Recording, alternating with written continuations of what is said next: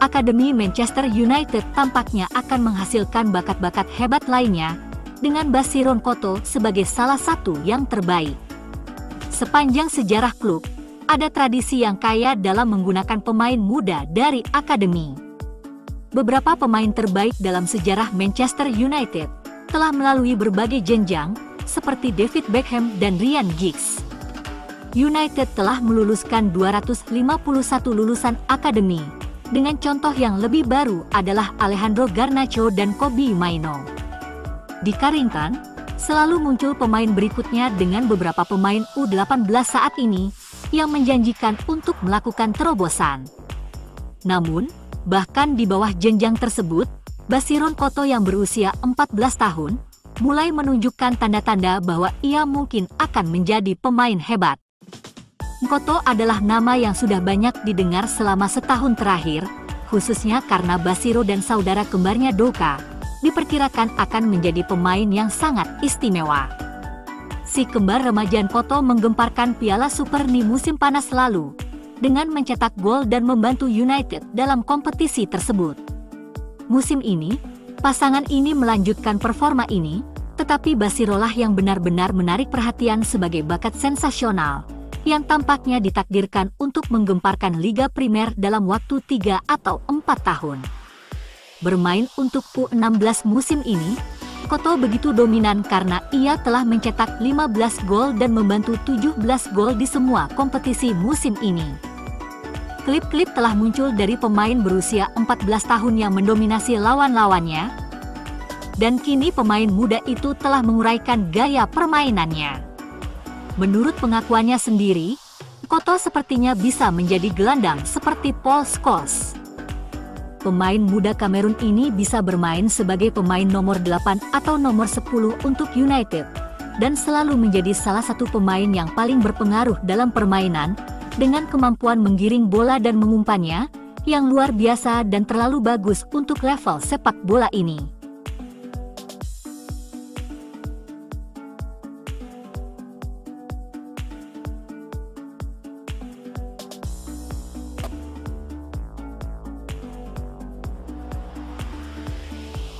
Seorang sumber dalam klub membantah laporan Daily Mail yang mengatakan pemain MU mengadakan pertemuan di belakang Ruben Amorim. Menurutnya, skuad tetap solid dan mendukung sepenuhnya rencana Amorim. Hal itu diamini Diego Dalot yang secara terbuka yakin akan kemampuan pelatihnya. Ruben Amorim telah menjadi pelatih kepala Manchester United selama 3 bulan dengan 20 pertandingan yang telah dijalaninya. Menerapkan formasi dan gaya permainan yang sama sekali baru terbukti sulit, tetapi Amorim dengan keras kepala berpegang teguh pada rencananya, dan tetap yakin bahwa kesuksesan akan menyusul. Ia memimpin Sporting meraih gelar Liga pertama mereka dalam 19 tahun sebelum menambahkan trofi Liga kedua hanya beberapa musim kemudian. Dari 20 pertandingan pertamanya di Manchester United, ia memetik 10 kemenangan, 2 imbang dan 8 kekalahan. Memasukkan 31 gol dan kebobolan 30 gol. Bandingkan dengan 20 pertandingan pertama Amorim sebagai bos Sporting Lisbon pada tahun 2020, Sporting mencatat 13 kemenangan, 4 imbang dan 3 kali kalah. Selisih golnya keren, 35 gol dan kebobolan 16. Yang menarik, United mencetak gol yang hampir sama banyaknya dengan tim Sporting asuhan Amorim di awal, tetapi Setan Merah telah kebobolan gol hampir 2 kali lipat lebih banyak. Persentase kemenangan Amorim di United berada pada angka 50%, sedangkan Amorim memenangkan 65% dari 20 pertandingan pertamanya di Sporting. Ia didatangkan untuk menerapkan gaya permainannya, dan melakukan itu akan membutuhkan waktu dan kesabaran.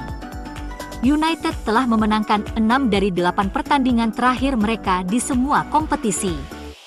Dan 10 kemenangan dalam 20 pertandingan bukanlah rekor yang sangat buruk, meskipun tidak sesuai dengan standar United. Spurs akan menjadi lawan berikutnya, dan dengan jeda 9 hari sejak pertandingan terakhir, Amorim ingin melihat para pemainnya memanfaatkan waktu latihan mereka.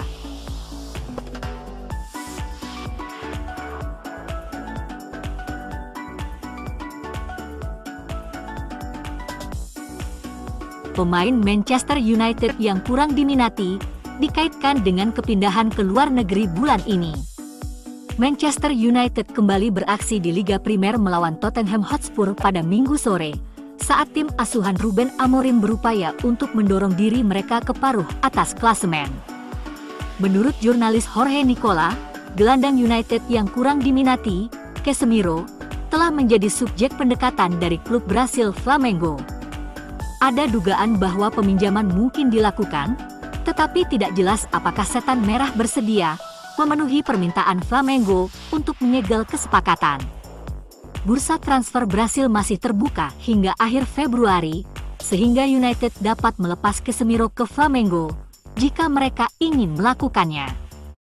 Namun, Flamengo dikatakan ingin Setan Merah membayar sebagian besar gaji sang gelandang. Mantan bintang Real Madrid itu diyakini sebagai salah satu pemain dengan gaji tertinggi di Old Trafford, dan kontraknya akan tersisa 1 tahun menjelang akhir musim. Pelatih Flamengo Filipe Luis akan senang merekrut pemain tersebut, tetapi kesepakatan tersebut dikatakan rumit karena masalah gaji, dan apakah United akan mengizinkan keluar di luar jendela transfer Liga Primer. Sao Paulo, klub asal Brasil, juga dikatakan tertarik pada pemain tersebut, tetapi kepindahan ke sana tidak mungkin terjadi karena masalah keuangan.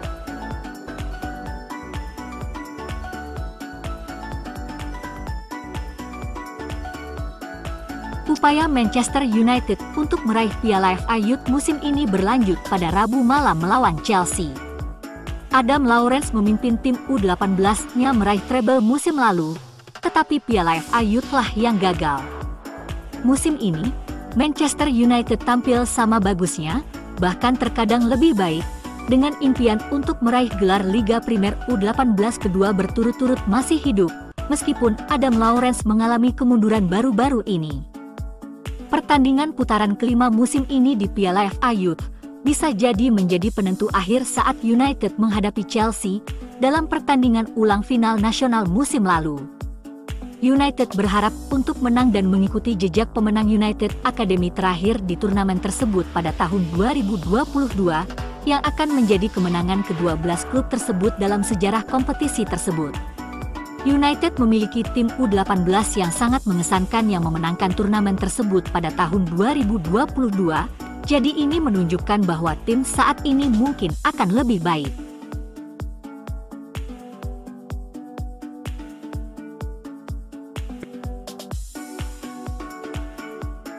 Meski MU menguasai laga, Chelsea menjadi tim yang membuka skor pada menit ke-21. Gabriele Biancheri didorong yang tampak seperti pelanggaran, namun tidak dianggap pelanggaran oleh wasit. Ini memungkinkan Chelsea untuk melakukan serangan balik dengan cepat. Pergerakan itu diselesaikan oleh Regie Walsh dengan tendangan keras yang melewati Will Murdoch. 4 menit kemudian Chido Obi menyamakan kedudukan. Sebuah bola yang indah diumpankan ke atas oleh Jayden Kamason untuk disambar Obi, menahan pengawalnya sebelum melepaskan tembakan melewati kiper. Pada menit ke-35 Kamason kembali memberikan dorongan dalam serangan, seperti yang dilakukannya sepanjang babak pertama.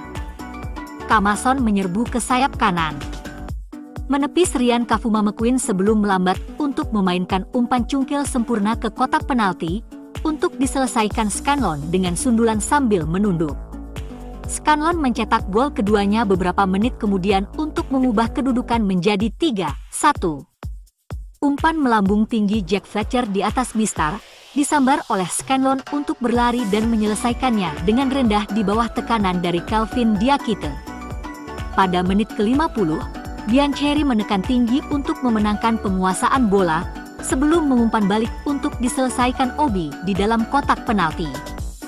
Obi memastikan hat-trick-nya saat tendangan bebas Jack Fletcher dikirim ke kotak penalti, namun tidak dapat dihalau oleh para bek Chelsea, sehingga Obi dapat memanfaatkannya dan mengubah kedudukan menjadi 5-1. Chido Obi melakukan selebrasi khas Marcus Rashford saat ia mencetak 3 gol. Kemenangan United membuat mereka bertemu dengan mantan klub Obi, Arsenal, di babak perempat final.